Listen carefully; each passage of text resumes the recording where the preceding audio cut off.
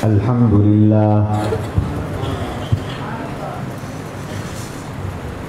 لله وحده والصلاة والسلام على من لا نبي بعده وعلى آله وأصحابه الذين أوفوا عهده. أما بعد فأعوذ بالله من الشيطان الرجيم. بسم الله الرحمن الرحيم.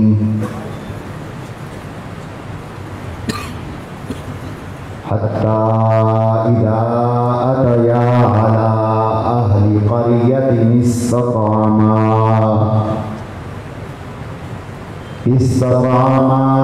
أهلها فأبوا أن يضيفوهما فوجدا فيها جدارا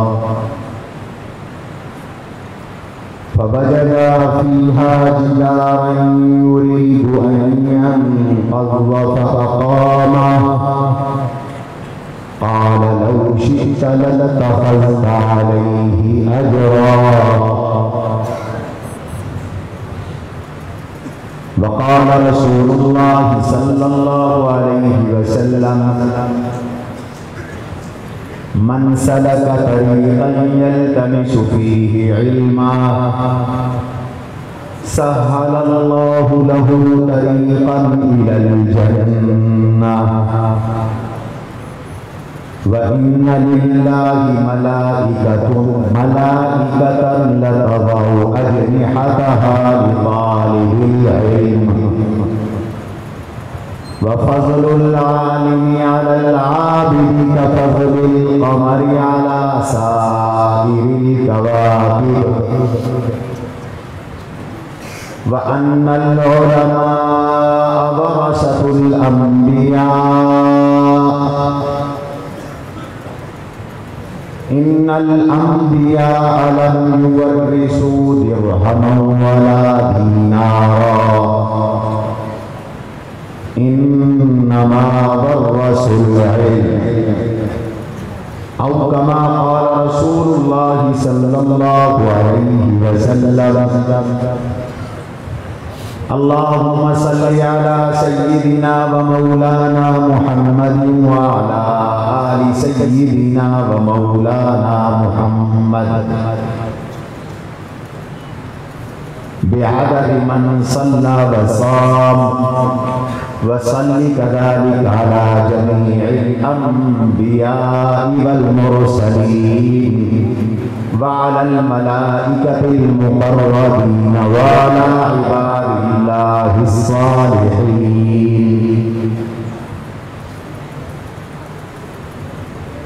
انتہائی واجب الاحترام مشائخ اعظام، علماء کرام،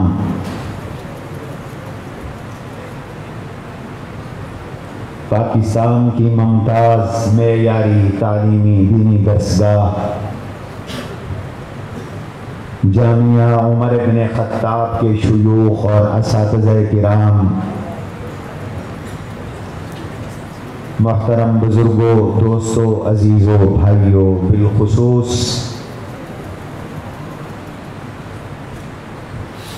اپنا 16 سالہ تعلیمی سفر مکمل کر کے فارغ ہونے والے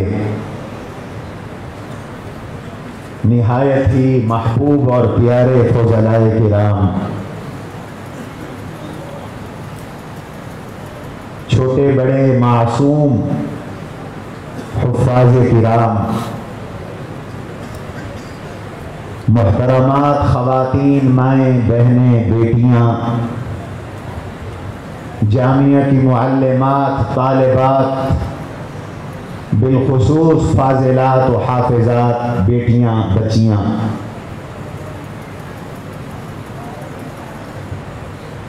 نہایت فرحت و مسرت کا موقع ہے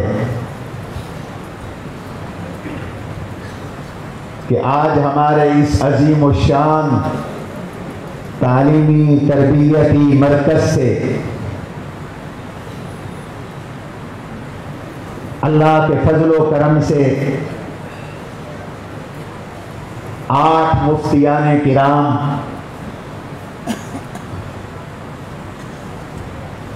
62 علماء کرام، 115 حفاظ کرام، 8 قرائے کرام،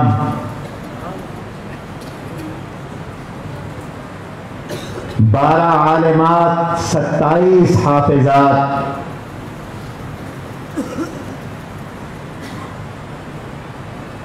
علوم دینیہ کا مختصر نصاب مکمل کرنے والے حضرات و خواتین کی تعداد 25۔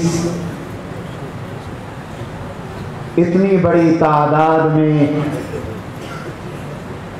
ایک بڑا مجمع آج اس جامعہ سے فارغ ہو رہا ہے۔ اس عظیم الشان کارکردگی پر میں اس جامعہ کے بانی اور محتمم استاذ العلماء، شیخ الصلحاء، مبلغ اسلام حضرت اقدس حضرت مولانا کریم بخش صاحب دامت برکاتہم العالیہ،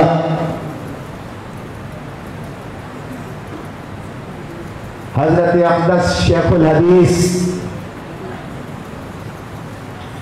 استاد العلماء حضرت مولانا محمد یاسین ثابت صاحب دامت برکاتہم العالیہ، استاد العلماء حضرت اقدس مولانا سیف الرحمن صاحب دامت برکاتہم العالیہ، دیگر اساتذہ کرام، ہمارے برادران حضرت مولانا محمد معاذ صاحب، حضرت مولانا محمد وقاص صاحب اور برادران، سب کو مبارکباد پیش کرتا ہوں۔ آپ فضلاء اور آپ کے والدین کی خدمت میں بھی مبارکباد عرض کرتا ہوں۔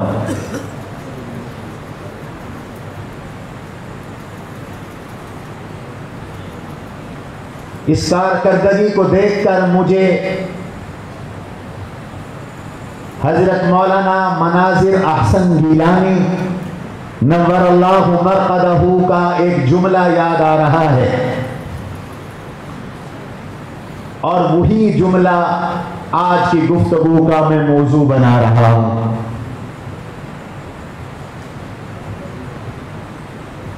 علماء کرام اور یہ فضلاء کرام جانتے ہیں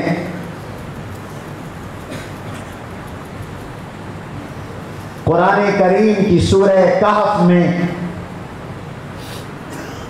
فتنوں کا علاج ہے، اس لیے فتن سے حفاظت کے لیے ہمیں سورہ کہف کی تلاوت کا حکم دیا گیا ہے۔ من قرأ سورۃ کہف عصم من فتنۃ الدجال، جس نے سورہ کہف کی تلاوت کی وہ دجال کے فتنے سے بچا رہے گا۔ اور آپ جانتے ہیں کہ دجال کا فتنہ روئے ارض پر وقوع پذیر ہونے والے فتنوں میں سب سے بڑا فتنہ ہے، ایسا بڑا فتنہ کہ ما من نبی الا وقد انذر قومہ بالدجال، ہر نبی نے اپنی قوم کو دجال کے فتنے سے ڈرایا، خبردار کیا، آگاہ کیا۔ میں حدیث کے لفظ پڑھ رہا ہوں، اور جناب رسول اللہ صلی اللہ تعالی علیہ وسلم نے ارشاد فرمایا، میں تمہیں ایک بات اضافی یہ بھی بتا رہا ہوں، ان ربکم لیس بِأَعْوَرَ، دجال کانا ہوگا، تمہارا رب کانا نہیں ہے، یک چشم نہیں ہے۔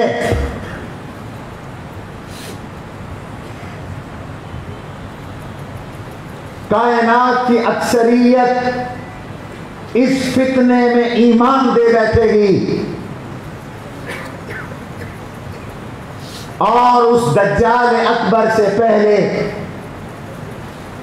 بہت سے دجاجلہ دجالوں کی آمد کی بھی پیشین گوئی آپ نے پڑھی ہے.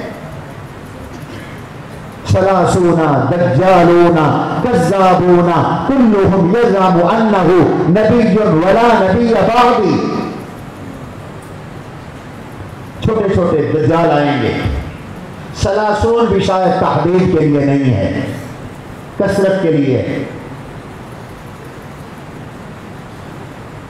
ان سب دجالوں کے فتنے سے بچنے کے لیے سورہ کہف بالخصوص جمعرات اور جمعے کے دن پڑھنے کی تلقین کی گئی، کیونکہ سورہ کہف کا مضمون ایسا ہے جو دنیا کی حقیقت، دنیا کی بے ثباتی، دنیا کی فنا، دنیا کا غرور، دنیا کا دھوکہ اور دنیا کی بے وفائی، آخرت کی بقا اور آخرت کے ثبات کو واضح کرتا ہے اور دنیا سے زہد پیدا کرتا ہے. کہف کا مضمون ایسا ہے.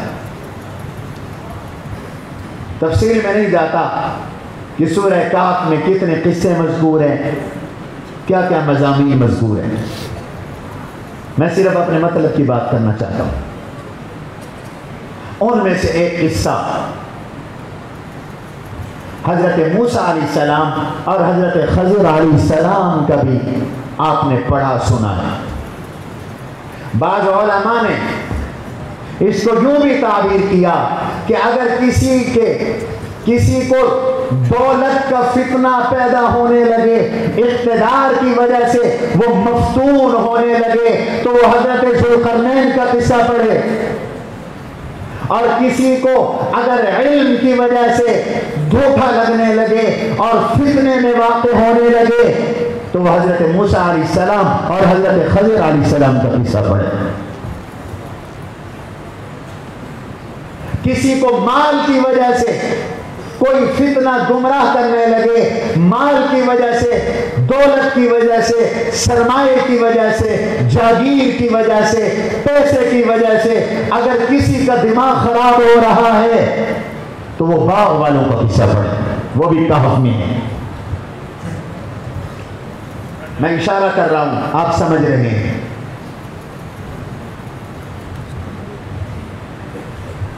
حضرت خضر علیہ السلام حضرت موسیٰ علیہ السلام سے عہد معاہدہ لے کر جب چلے تو انہوں نے 3 کام کیے. پہلا کام یہ کیا، آپ جانتے ہیں، کشتی پہ سوار ہوئے، کشتی کی تختی اکھیڑ دی، کشتی کو توڑ دیا. دوسرا کام یہ کیا، آگے چلے تو ایک بچے کا سر قلم کر دیا اور آگے چلے. میں ان 2 کی تفصیلات میں نہیں جاتا، وقت نہیں ہے، اس میں بھی بڑے رموز ہیں، لیکن میں اپنے بات پر آ رہا ہوں جو حضرت مولانا مناظر احسن گیلانی کی بات میں نے آپ کو سنانی ہے. قرآن کہتا ہے حَتَّى إِذَا أَتَيَا عَلَىٰ أَهْلِ قَرْيَةٍ اسْتَطْعَمَا أَهْلَهَا. انطاکیہ یا کسی اور بستی میں آئے، یہ وقت کے 2 نبی ہیں، بھوک لگی ہے، کھانے کی احتیاج ہے. ریسٹورنٹ اس زمانے میں نہیں، ہوٹل اس زمانے میں نہیں، بازار سے کھانا اس زمانے میں نہیں ملتا. کھانے کے لیے تقاضا کیا اس بستی کے باسیوں سے کہ میاں ہم مسافر ہیں، کھانا چاہیے، ہمیں مہمان بنا لو.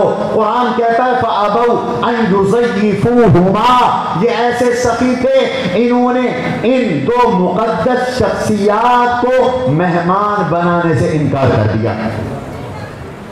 انہوں نے کہا کوئی روٹی ووٹی نہیں ہے، جاؤ، کوئی کھانا وانا نہیں ہے، کوئی رہائش نہیں ہے.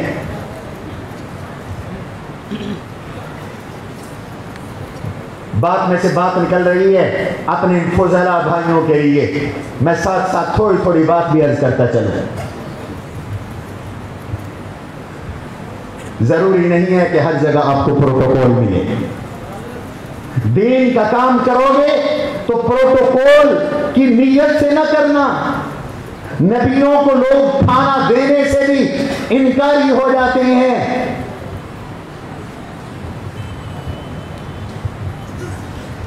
آج ہم پہلے ذہن بنا لیتے ہیں، مولوی بنیں گے، تقریر کرنے جائیں گے تو یوں عزت ہوگی، یوں خدمت ہوگی، اور جب وہ پروٹوکول نہیں ملتا جو ذہن میں ہم نے سمویا ہوا ہوتا ہے، پھر مایوس ہو کر گھر بیٹھ جاتے ہیں۔ پہلے دن سے ذہنی طور پر اپنے آپ کو تیار کرو،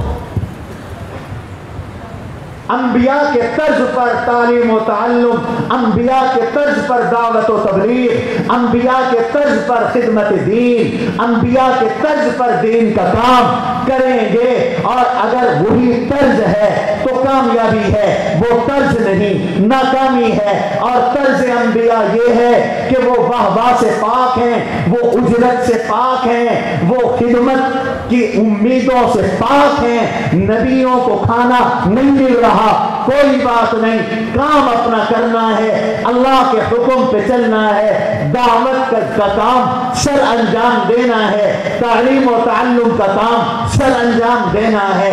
دو نبیوں کو کھانے سے انکار کر دیا گیا، مہمان نوازی سے انکار کر دیا گیا، لیکن نہ غصے ہوئے، نہ ناراض ہوئے، نہ بد دعا کی، نہ بائیکاٹ کیا، نہ برا بھلا کہا، نہ تانا دیا، اور نہ ملامت کی، نہ تذکرہ کیا، نہ شکایت کی، اپنے کام میں لگ گئے، اپنے کام میں لگ گئے۔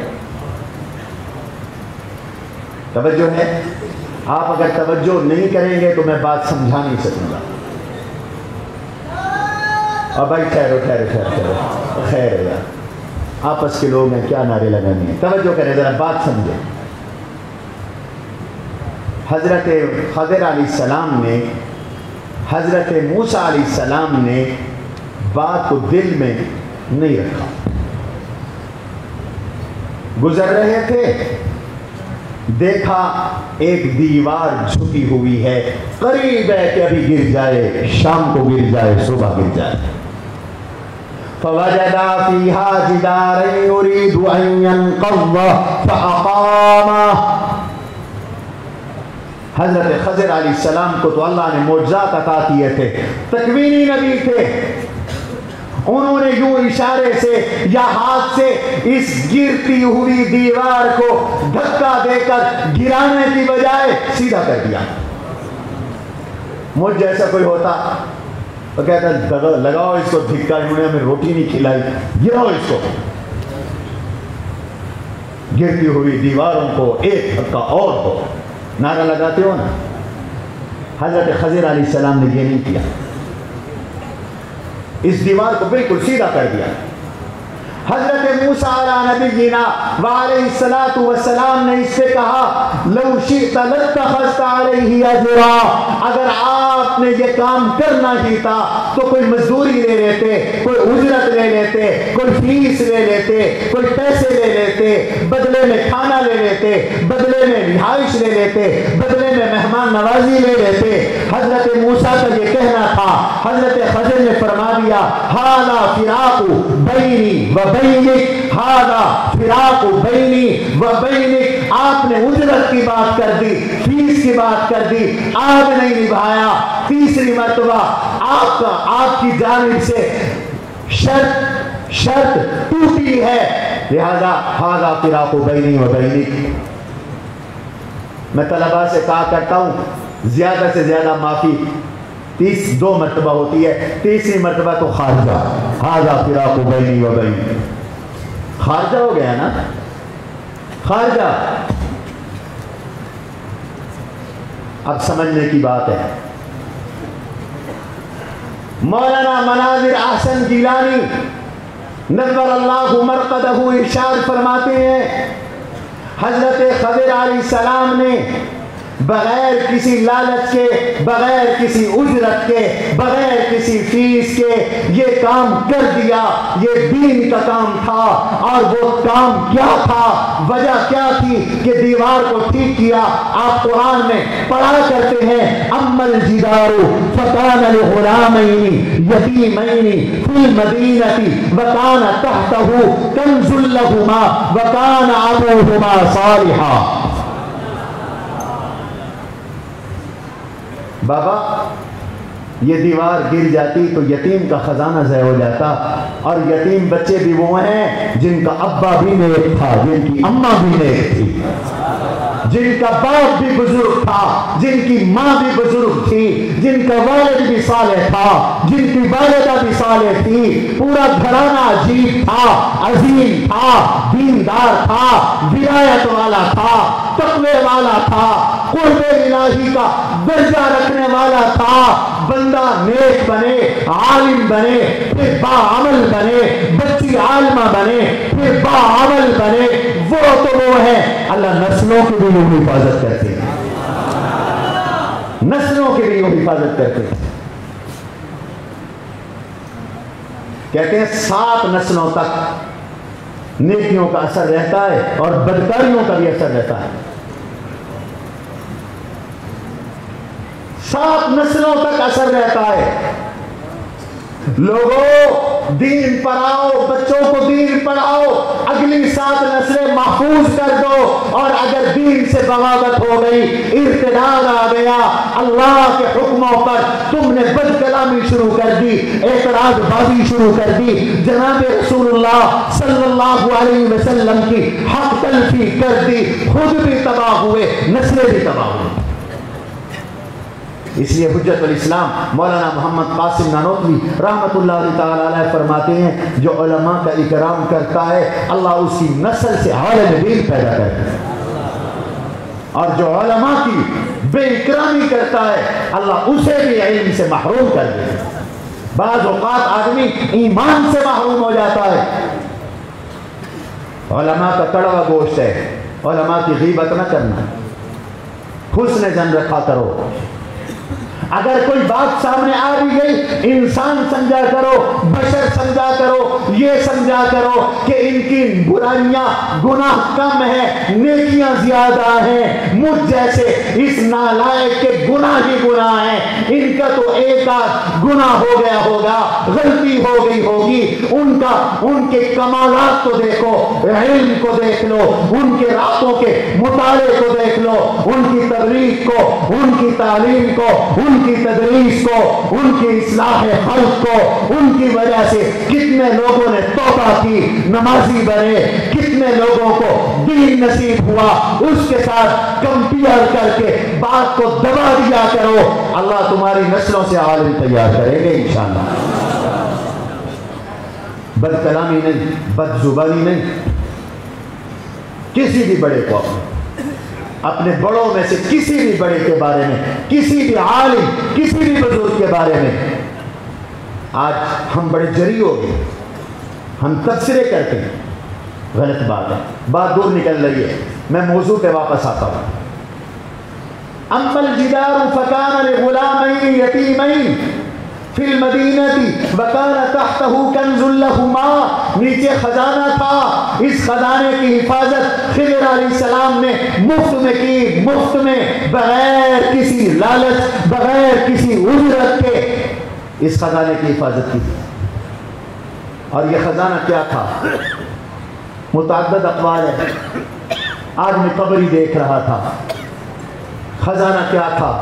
بیشتر مفسرین کہتے ہیں وہ خزانہ علم کا تھا، علم کا خزانہ تھا۔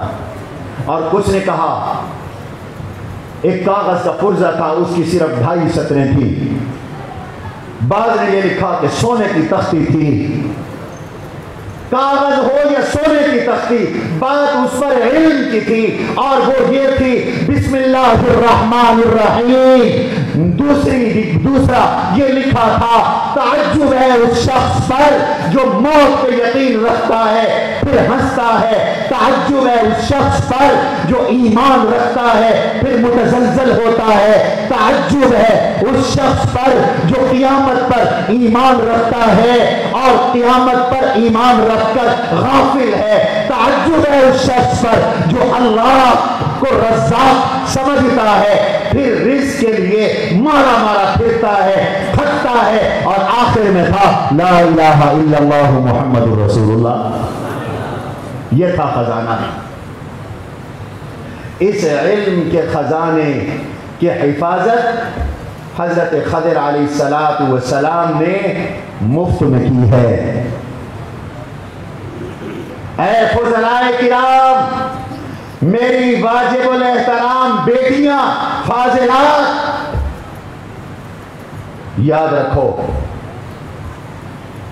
میں نے اور آپ نے رسول اللہ صلی اللہ علیہ وسلم کے علم کے خزانے اللہ جل جلالہ سبحانہ وتعالی عم نوالہ کے قرآن کریم کے علم کے خزانے کی چوکیداری کرنی ہے، حفاظت کرنی ہے، مفت میں کرنی ہے، بغیر اجرت کے کرنی ہے۔ اور آپ کے اساتذہ، یہ مدارس کے ذمہ داران، یہ مدارس کے شیوخ، یہ مدارس کے اساتذہ رب کعبہ کی قسم حضرت خضر علیہ السلام کی طرح اس خزانے کی مفت میں حفاظت کر رہے ہیں، مفت میں حفاظت کر رہے ہیں۔ یہ کوئی اجرت ہے؟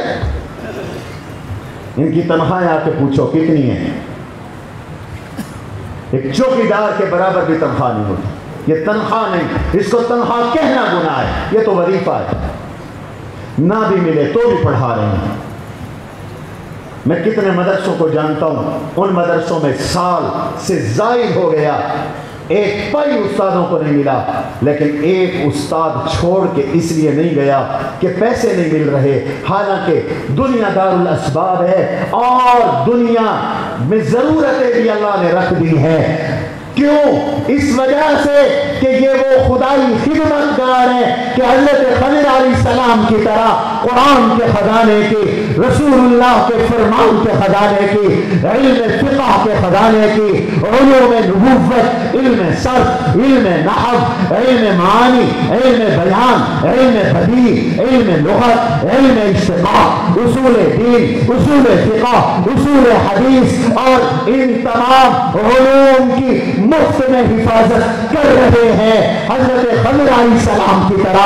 اور پھر یہی جناب رسول اللہ صلی اللہ علیہ وسلم کی سنت مبارکہ، یہی صحابہ کی سنت مبارکہ، اس لیے دنیا الٹی ہو، دنیا سیدھی ہو، ہمارے کوئی چندے بند کروائے، کوئی ہمارے تعاون کرنے والوں کو ڈرا دے، دھمکا دے، وہ یہ بات ذہن میں رکھیں، ذہن میں رکھے، تم کچھ کر لو، ہمارے منہ سے نوالے چھین لو، یہ خدائی خدمتگار اللہ کے قرآن کے خزانے کی بھوکے رہ کر، نبی کی حدیث کی خزانے کی بھوکے رہ کر حفاظت کرتے آئے ہیں، حفاظت کرتے رہیں۔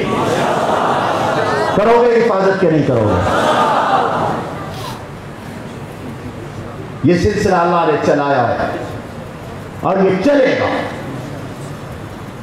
کوئی کچھ دے تب بھی دین کا کام کرنا ہے، کچھ نہ دے تب بھی دین کا کام کرنا ہے، پھول برسائیں تب بھی دین کا کام کرنا ہے، پتھر برسائیں تب بھی دین کا کام کرنا ہے، کوئی تانے دے تب بھی دین کا کام کرنا ہے، کوئی اپریشیٹ کرے، واہ واہ کرے تو بھی دین کا کام کرنا ہے، کوئی خوش ہو تو بھی دین کا کام کرنا ہے، کوئی ناراض ہو تو بھی دین کا کام کرنا ہے، حکومت اجازت دے تو بھی دین کا کام کرنا ہے، پابندی لگائے تو بھی دین کا کام کرنا ہے، ہتھکڑی لگائے تو بھی دین کا کام کرنا ہے، گولیوں سے سلی کرے تو بھی دین کا کام کرنا ہے، اگر حکومت آپ کی حوصلہ افزائی کرے تو بھی دین کا کام کرنا ہے، اس لیے کہ اس خزانے سے بڑا خزانہ کائنات میں کوئی نہیں ہے۔ اس دھرتی کا سب سے بڑا خزانہ اللہ کے قرآن کا خزانہ، نبی کے فرمان کا خزانہ،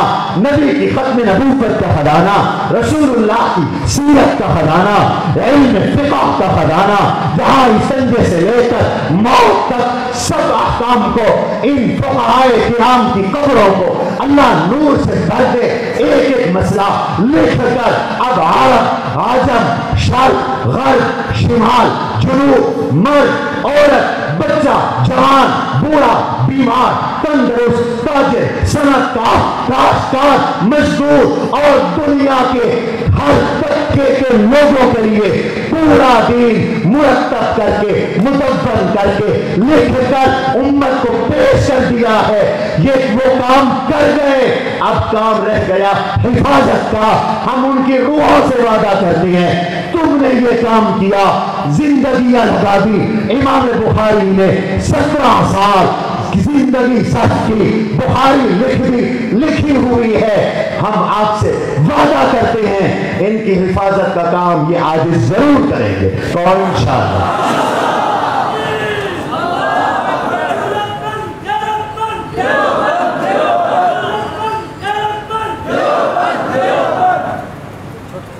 اللہ تعالیٰ نے یہ کام آپ سے لینا ہے اور انشاءاللہ، اور آپ کے اکابر سے لیا ہے، آپ کے اسلاف سے لیا ہے۔